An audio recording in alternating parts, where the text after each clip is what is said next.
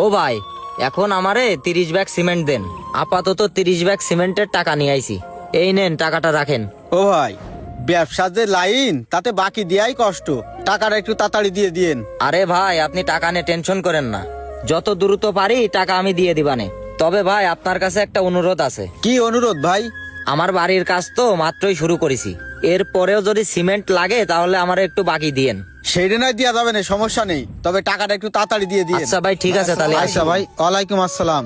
কি অবস্থা ভাই? এই যে আসি ভাই, মোটামুটি ভালো। মোটামুটি ভালো কেন? আমি শুনলাম তুমি একটা ব্যবসা বাণিজ্য ধরতিছো, তার কি খবর?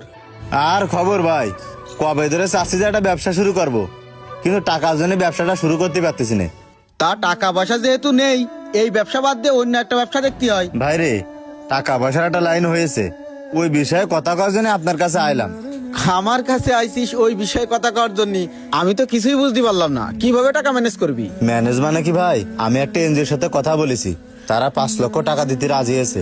সবকিছু কমপ্লিট হয়ে গেছে, কিন্তু এখন যে কোনো প্রতিষ্ঠানের বা দোকান মালিককে নমিনি হওয়া লাগবে। তাই করছিলাম যে আমার নমিনি একটা সই দিলে ওরা ব্যাংক থেকে লোনটা দিয়ে দিত।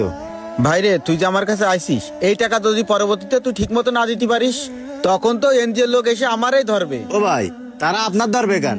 আপনি কোনো টেনশন করেন না, প্রত্যেক মাসের 1 তারিখে আমি কিস্তি পরিশোধ করে দিবানে। ভাই, আপনি এই বিষয়ে কোনো টেনশনই করেন না, নিশ্চিন্তে থাকেন। ও ভাই, এটা সই তো, সইটা দিলি আমার অনেক বড় উপকার। ভাই, তুই এরম সময় আইসিস, আসলে কি যে কব। আচ্ছা, এনজিও লোকের সাথে তুই সব কথাবার্তা বলিসিস? হ্যাঁ ভাই, সব কথাবার্তা কমপ্লিট, এখন আপনার শুধু একটা সই আচ্ছা লাগবে। ঠিক আছে, তাহলে তুই এনজিও লোকরে আমার এই দোকানে নিয়ে আসিস, আমি স্বাক্ষর করে দিবানে। আচ্ছা ভাই, ঠিক আছে। আচ্ছা আজকে ভাই। আপনি আমার অনেক বড় একটা উপকার করলেন। আচ্ছা ঠিক আছে, যা।